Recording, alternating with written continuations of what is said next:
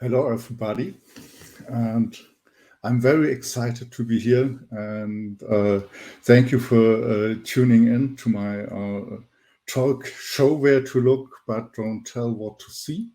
I've expected to get some moderation first and some announcement, but that didn't happen. So I will shortly, please allow me to shortly do it myself.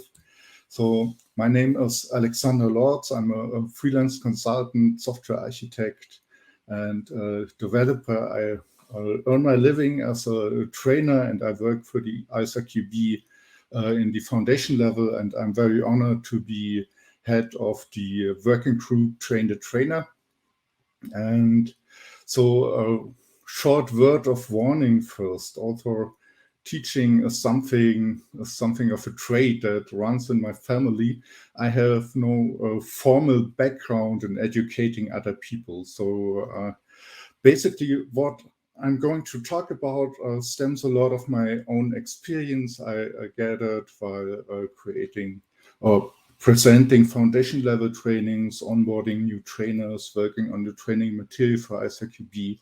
So the lessons here presented are some lessons that I try to at least try to root in scientific literature and the scientific consensus on education, but a lot of the lessons are things I had to learn by myself, sometimes the hard way. And so take it with a grain of salt. So when I started to prepare this presentations, I came up I encountered this marvelous quote: "The best teachers are those who show you where to look, but don't tell you what to see." Sounds great, doesn't it? It sounds so great that everyone wants to believe that this is true. And so a bit of the problem with this quote is it's attributed to some Mrs. Cranfor, and Mrs. Cranfor somehow doesn't seem to exist. So it's probably just one of those things someone invented of the internet on the internet, and everyone liked it so much that it gained popularity. But anyway, in these words there is, however, a bit of truth. So let's go and look and try to find this grain of truth here.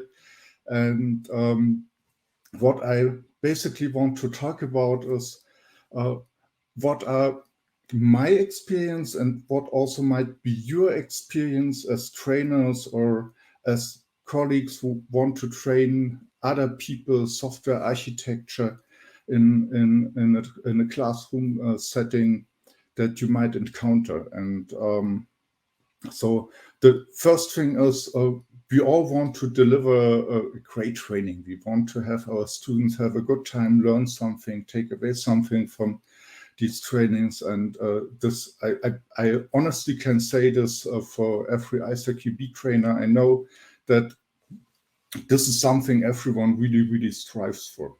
And when I wanted to do this, when I started trainings, I discovered certain challenges in the training. So your challenges may be different, but my challenges were the operational constraints on the training courses. For instance, the time limits we have, that it's all crammed into 3 training days or maybe 4 training days, but basically it's 18 hours of training. That's a lot of stuff for such a small time. And also what really started to unnerve me, even as a student taking these trainings, that there is sometimes no consensus of some terms in the field of software architecture or some concepts. In the foundation level working group, I very often encounter a lot of profound and basic discussions about something we teach, where a lot of trainers have different opinions. And this is also a thing our students notice, and some students even might have problems with it. So also the people turning up in our trainings, participating, wanting to learn something, come from very different backgrounds. They come from different industries. They have different knowledge.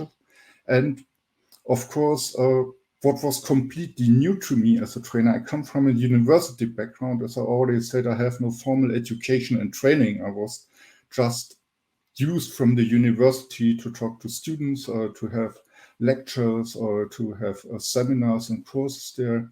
And from my experience, training professional people, training adults is quite a bit different. And it took me some time to notice this, really. So let's start by looking at those differences. So if you have given a training to people in your age or my age, you may really have noticed that traditional approaches, traditional teacher-led learning, where the teacher is the source of our knowledge, and like in this illustration from the 1900s, this is how people imagined training to be in the 2000s, and it looks really drab. And you can do trainings with adults in the traditional classroom way. It's totally possible. The problem with this is more often than not, this will not be a very enjoyable experience, neither for you nor for the participants. And this has something to do with the special, let's say, special features our participants come with. So there is some adult learning theory. It's called andragogy. So, or it's a set of principles or approaches, or however what you will find it. It is not founded by Malcolm Knowles, but he is basically one of the most cited authors in this field, and he came up with some concepts in the 70s where he highlighted the special needs and the peculiarities of teaching to adult persons. And one of the things that it's obvious, they are grown-ups, they are autonomous, they want to be self-directed. So they want to decide what to learn. They decide for themselves what's important for them, and just giving them something to learn and say, hey, here, this is what you need to learn, just do it, doesn't work very well with those people. And of course, they, if you imagine their situation, they come out of their project, they have a lot on their table, they just take the time for their for the training out of their little amount of time they have in their daily life and their works, and they want to take out something useful. They are task or problem centered. They want to have something that helps them in their daily life, that helps them to write better software, to become better software architects, to write systems that are easy to maintain, to do it more efficiently. They are very, very centered on getting things done, getting their problems out of the way. And that's why they always need to know what to learn. They have to have a motivation for this. They ask, oh, why should I learn this? Why should this be important for me? And the next thing is they very, very heavily draw on their own experience, on their own background, what worked for them, what didn't work for them.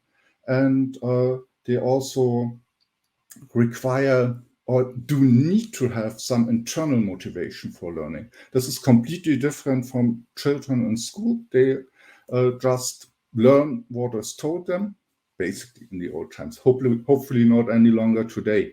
But they have to fulfill a curriculum. We also have to fulfill a curriculum. This is sometimes a bit of a problem, but not as much as you think.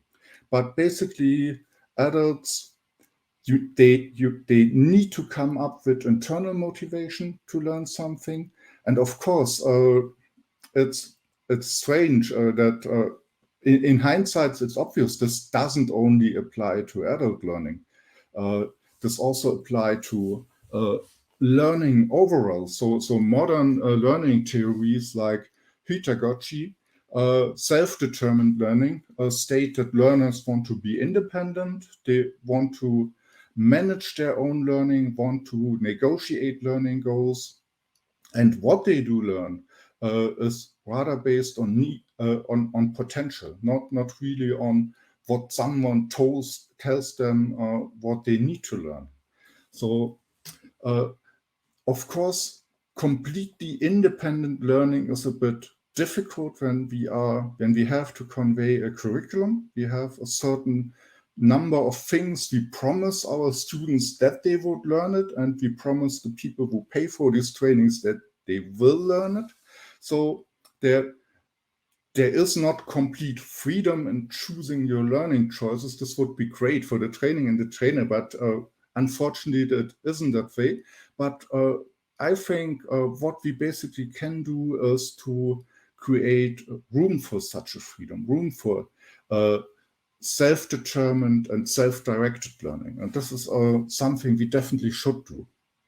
So what we want to convey, speaking of the curriculum, are knowledge and skills to design software systems.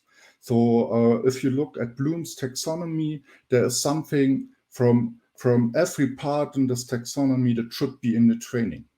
And when people come to us and participate in our training, of course, they want to have the more, I say, more advanced stuff. They won't really have to get knowledge that is important for them, that they can use in their professional work. They want to become better at their job. They want to become more efficient. And they come with a lot of problems in mind they currently have. For instance, they have to do a migration project. So in their training, they will ask you a lot of how to migrate architectures, what is important in this stuff.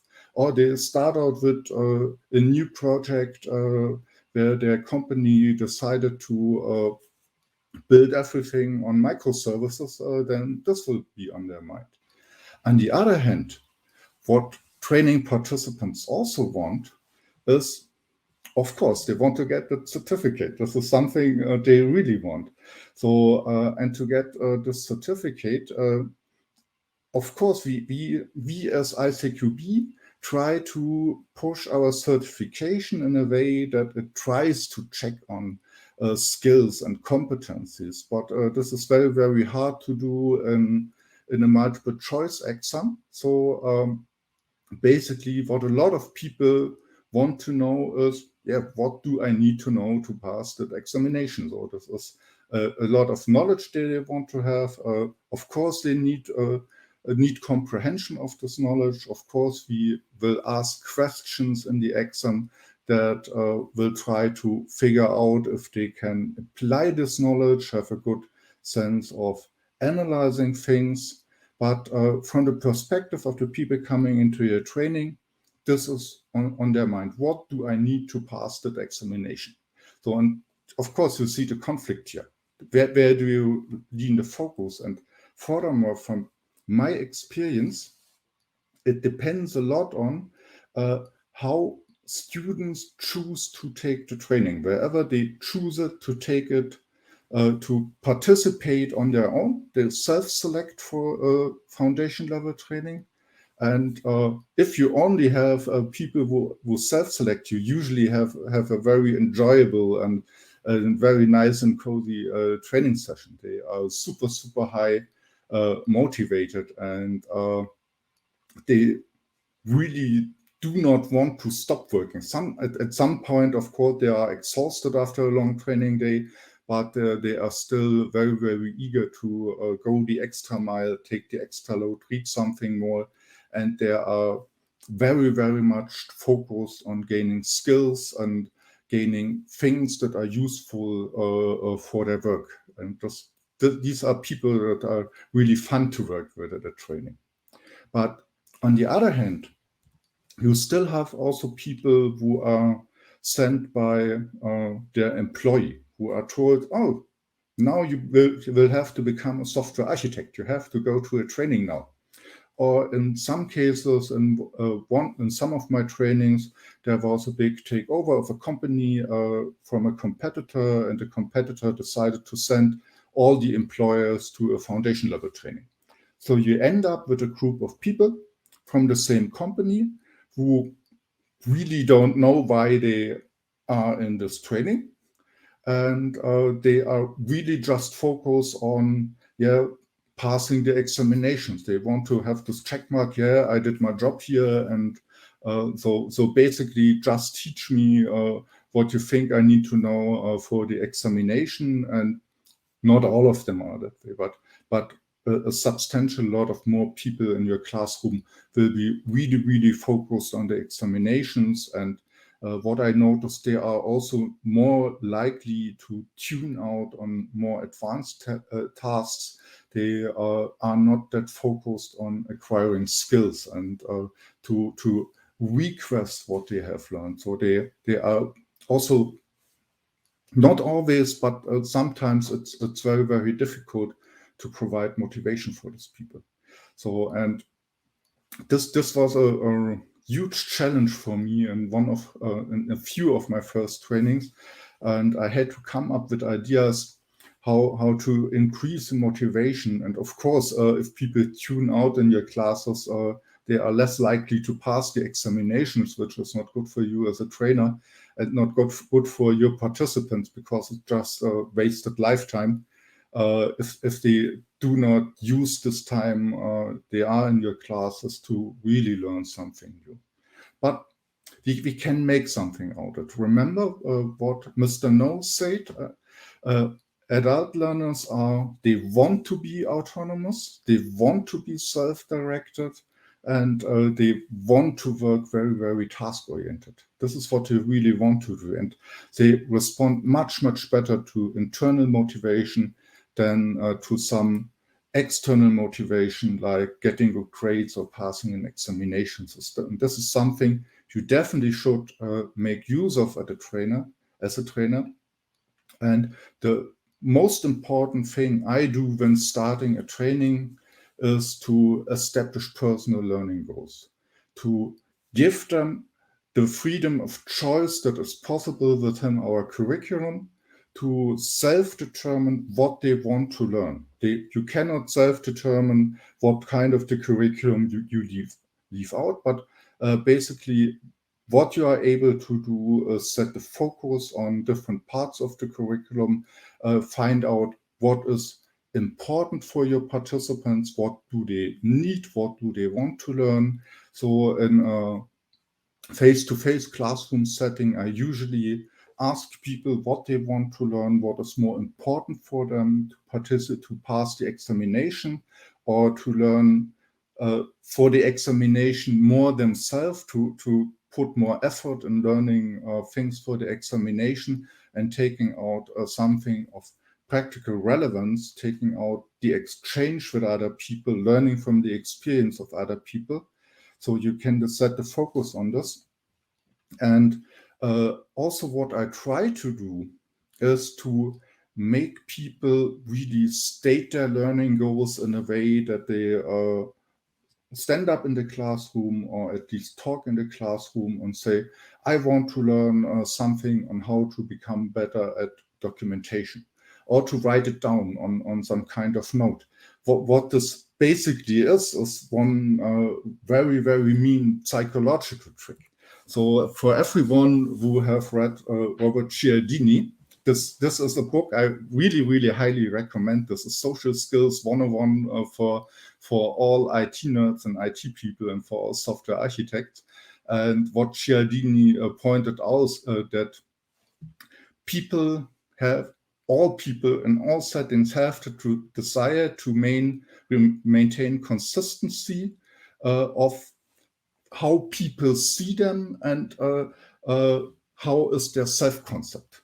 So if they stand up in a classroom and say, I want to learn something about the quality attributes of software systems or something like this, they cannot chicken out later because they stated it that way. So they bind themselves to this commitment and bind themselves to future behavior.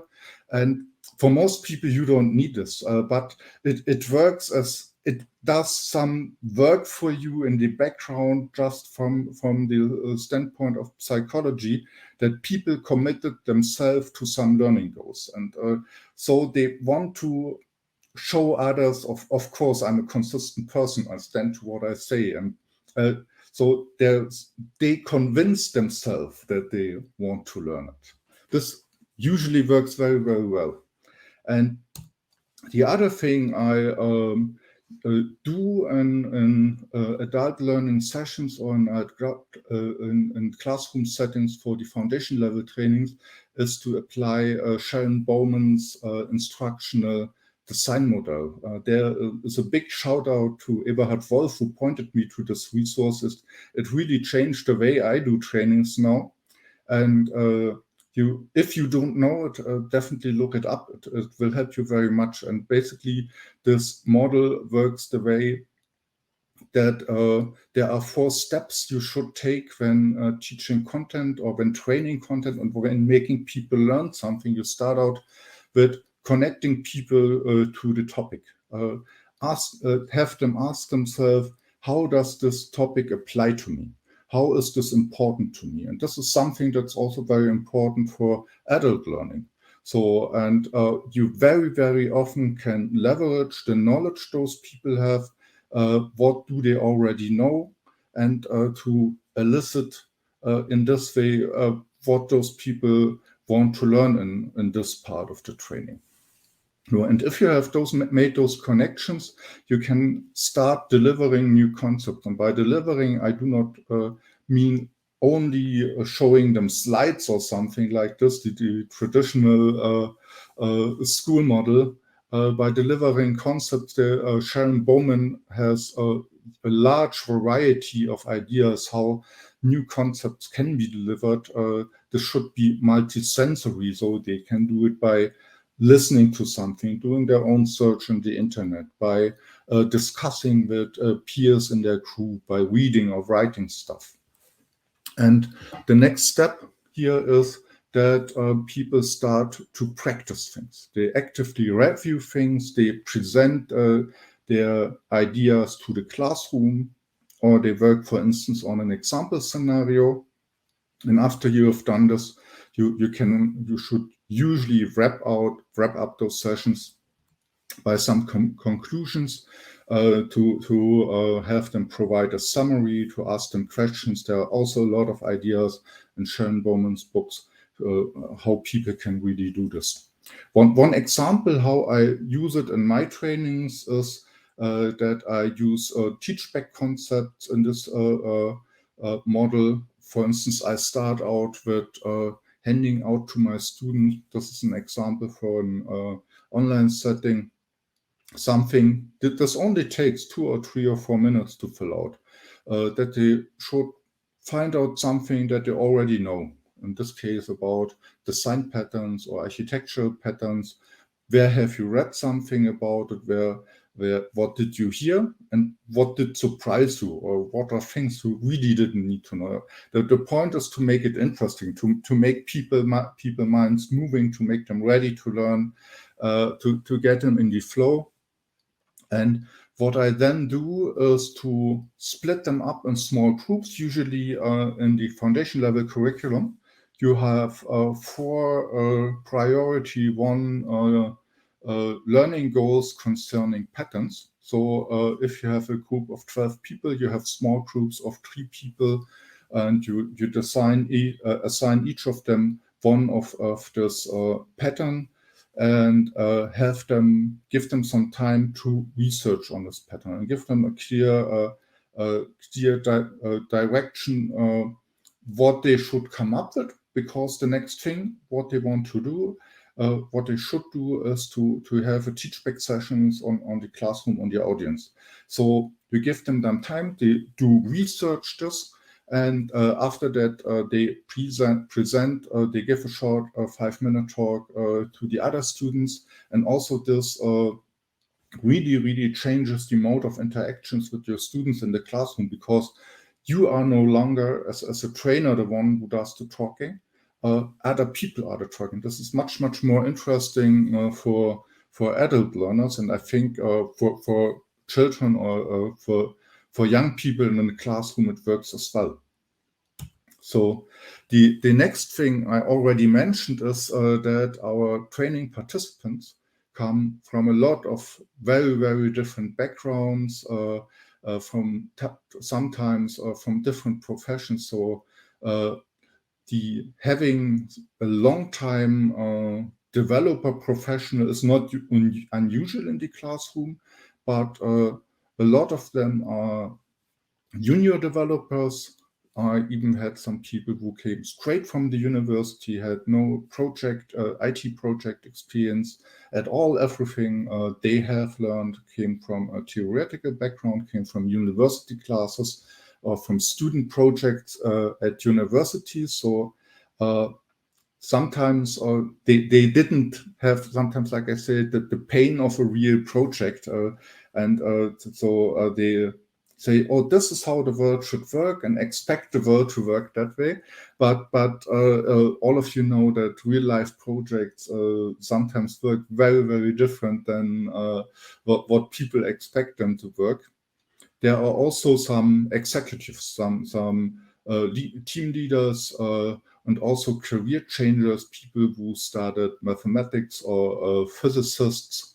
And so you might end up with a classroom where at least some of your students are missing the prerequisites of the curriculum. They have never written a line of code, they have never participated in a project. And of course, you could lean back and say, oh, we told you so, you should look at the curriculum and shouldn't participate. But of course, they have took their time. You want to have them, you want to enable them to also make them learning. This is their lifetime they spent in your class, and you want to give them back something of value for this. So on the other hand, it's not only the background and knowledge of participants, they also very often come from very, very different industries. So people are coming from the automotive or embedded world very often have much differing experiences from project than those who work in small or big companies who write enterprise software. And startup companies also have a different mindset. So a lot of the things you try to teach to those people do not ring that true like you want to ring true. A good example is, for instance, if I want to talk to my students about the desired properties of architectural documentation, people who work in safety critical systems, they come up with, of course, this documentation needs to contain everything. It needs to be precise and as complete as possible, because our system is safety critical and everything needs to be documented.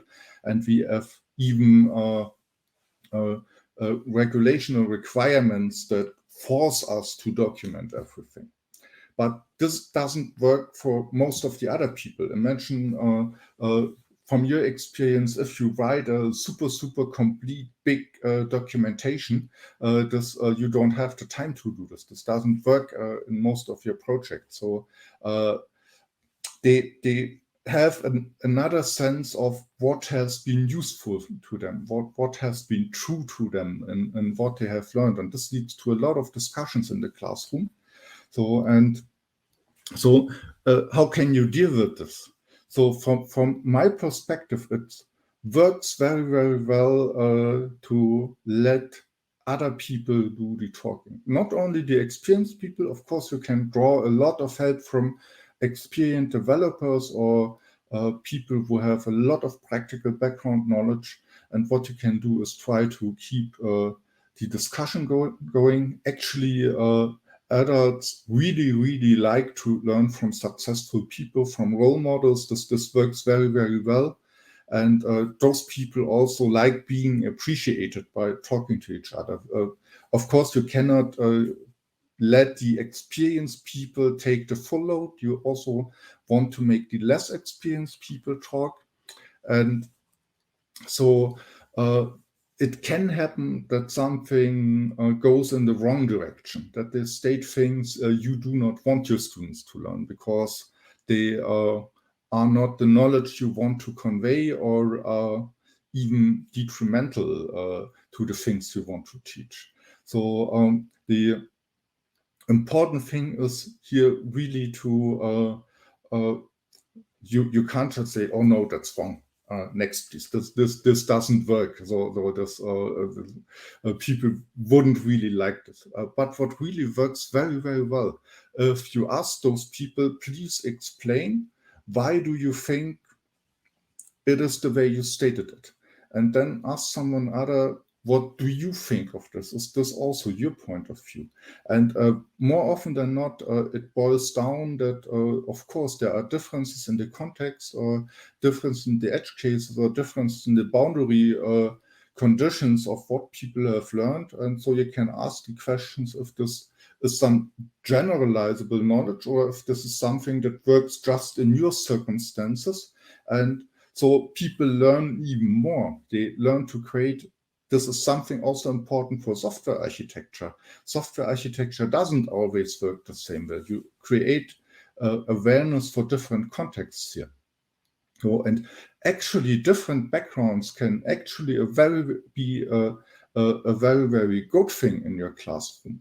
I have experienced huge difficulties in a setting where I had a group from a single company that had only experience with one specific platform, and this was a platform, some fill in the gaps service platform. It was very, very difficult to discuss with them architecture concepts because there was no one in the classroom who had some experience with this and who could bring in their own opinion. And others really, really like to hear the opinion of other people.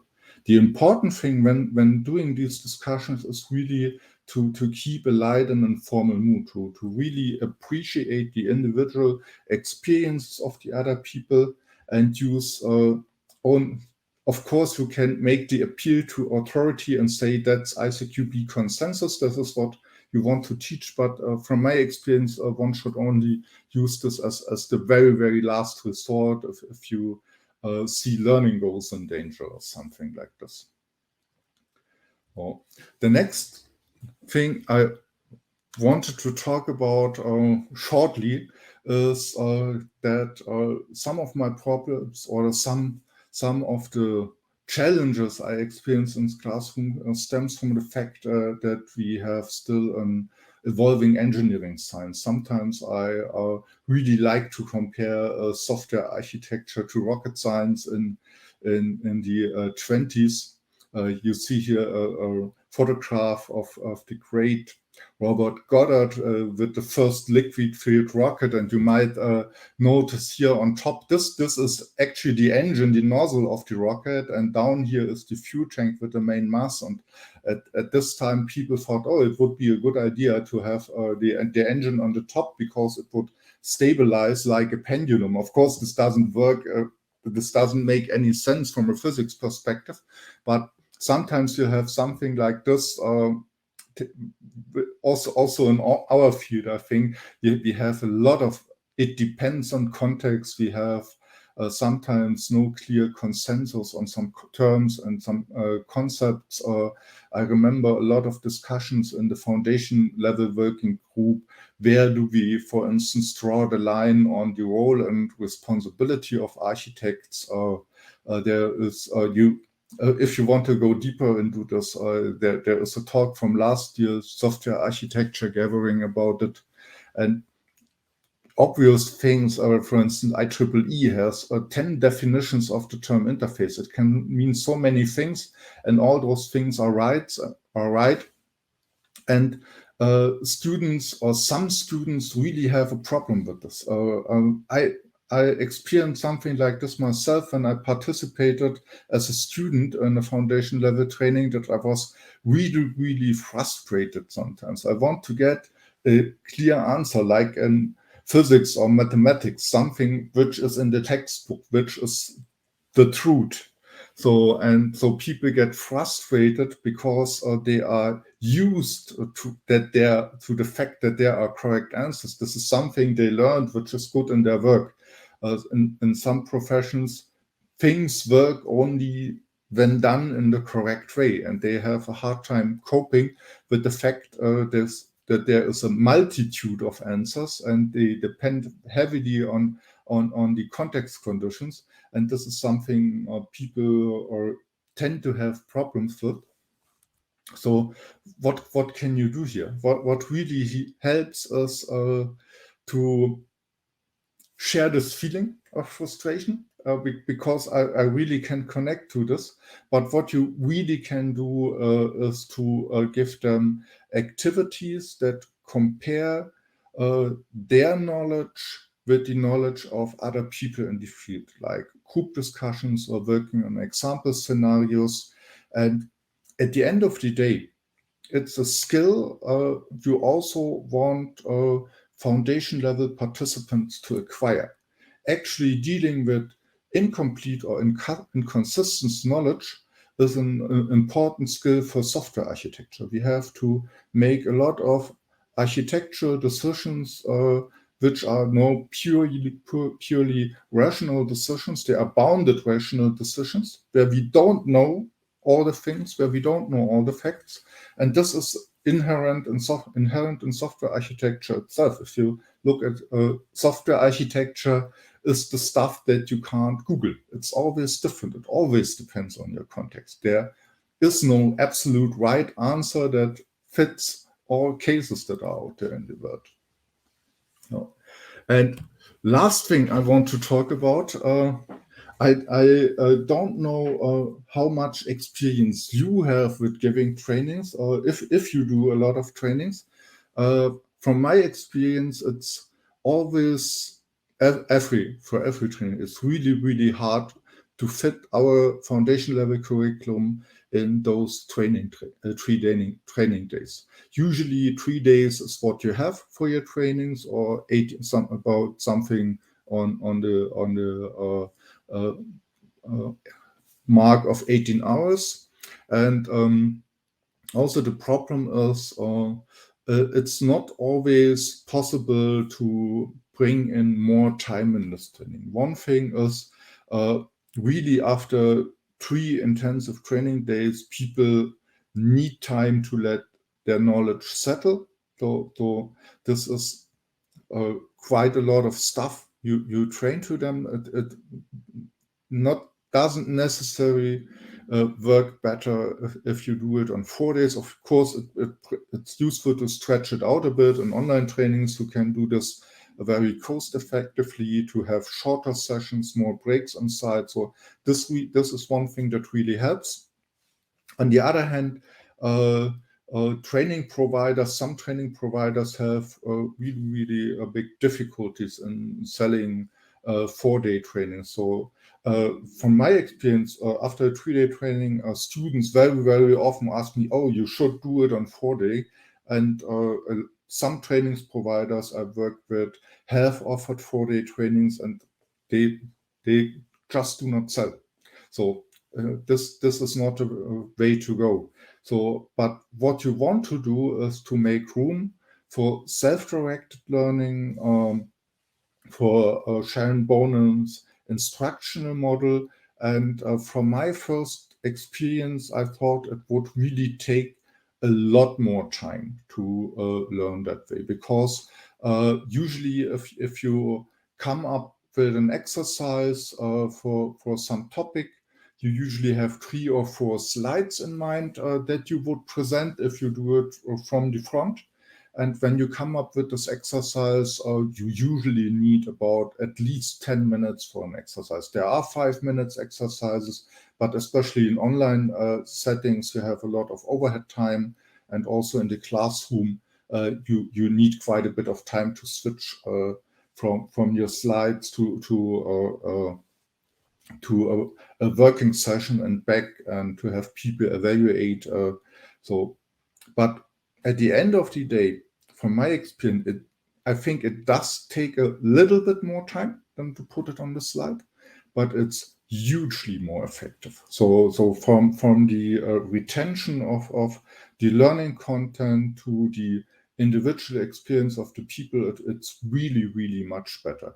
So really, so what I try to do is really to find out what I should focus on for the people, provide interactive, self-directed learning sessions for those things, try to keep relevancy 3 topics which are not that important for the examination and which also might not be that important for the daily life of the participants, try to keep them short. What also have is to provide very, very clear instructions for the practical sessions to give them an outcome they want to work towards it. So from my online trainings I've experienced, when people have difficulties with working self-directed, it usually is my fault because I haven't told them what I expect as a result. And what also helps very, very much is to provide preparation material in advance, to not only give them a textbook, but also clear instructions what to read, what to focus on. And what I also do is to provide overflow sessions that I say maybe at 4 p.m. we will stop the official part of the training. And if you still have questions, I will be there until your questions are answered. So you really keep the training time manageable. So to come to a summary for my session, keep in mind the challenges I presented here that come from different backgrounds, from adult learning, from fuzziness and time constraints, are personal challenges that I encounter. You may have different ones, your solutions may differ. What helped me a lot is becoming a self-determined learner on the topic of adult learning themselves, and also the sources you find in this talk, or I mentioned in this talk, especially Sharon Bowman's Back of the Room book is a very, very good starter, also the other papers. And what I really can recommend, talk to other trainers, share sessions with other trainers, learn from each other. This really, really helps to improve your trainings and makes your training participants a lot happier, and makes also the retention of the learning goals much, much better. So thank you very, very much for your attention. Down there, a quote, which is true, which is very easily to prove to be true. So I'm ready for your questions. Thank you very, very much for your attention. Thank you very much, Alexander, for this insightful talk. Yeah, we have some questions from the audience. So let's start with the first one. Are there any tools, e.g. online whiteboards, live polling, that you have found useful when teaching online or even in person? When teaching online or when teaching offline? So when you mean teaching in person, I suppose you mean when giving a live online training. So of course, having other tools than just a video conference and a screen share is a super, super important thing. But I have some training providers which do not have their own toolboards. I use an interactive whiteboard. Am I allowed to do recommendations here for specific ones? Okay, it's the one starting with M. It's one of the big ones. It is not perfect, but the other ones are not perfect as well. And this whiteboarding tool works very, very well for me because I can hide content. It's easy for the participants to learn. I do the introduction session also in a way that they learn to use this whiteboard while preparing something for the introduction session, so I can make sure people used to know how to use those tools. And definitely, you should go multimodal, and especially in online trainings. Also in online trainings, you definitely have to change your time schedule. If you do a break in an offline, in an in-person setting, maybe after 90 minutes or something, which is even a long time in online trainings, I usually do 50 to 55 minute sessions and do a few minutes of break. So the important thing is to align the tool usage, the interactivity, also with the break times very much, so that it's not interrupted by this break. But according to the questions, definitely use interactive whiteboard. Give people toys to play with. They really like it, and you need it. You need to make them able to express their ideas. They become really frustrated if they can't express their ideas. Great, thank you. Next question. Is there a secret sauce strategy that works for all types of audiences when it comes to attention grabbing in iSAQB FL training sessions? The secret sauce strategy.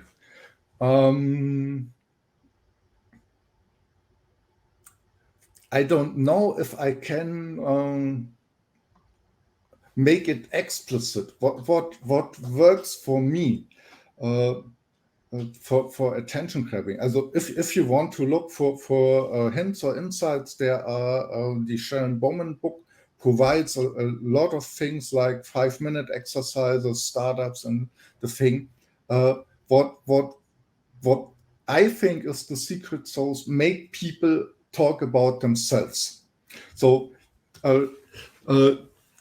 when people as usually like to talk about themselves, their own experience, then you have to really stop them, and people are interested in other people. We are a species who grow up to work in teams. We were not faster than other predators, and we were not stronger. We could cooperate in teams. This is ingrained in our brains. So let people work together. I think this really raises their attention. And the other thing is really be empathic, provide a light mood, appreciate other people. And this is at least what works for my trainings. Okay, thank you. Yeah, we have time for one last question. Are there any questions you ask your students during the training that you would recommend other trainers to ask? Oh, at the beginning, definitely the question, why you are here. It's just a bit of Douglas Adams things, why you are here. People could start out with the universe and everything that came into being, but the why you are here question is really let people reflect on their own goals, and also let I get to know what they want, how they came to the session. So I think this is one of the most important questions: why they are here, what do you want to learn, what do you expect from the training, and all other questions. Then what I start in the warm-up is to make them lay out their personal background. So during this time I make notes, what experience those people have, so, and try to, in my mind, to connect them to the topics I have, so that if they are a bit tired or reluctant to answer, I can point out to several people and ask them, oh, I'm sure you could share a horror story, how your project went wrong when you didn't pay attention to this. People like horror stories. So this is also a thing that works very well. Okay, thank you for your thoughts and your answers. And of course, again, for your great talk, Alexander. Yeah, short reminder for the audience to give feedback over Hopin. And I hope you enjoy the rest of the day at the SciConf. Thank you, Alex. Bye. Thank you very much. It was an honor to be here. Thank you for your attention. Pleasure. Bye. Bye.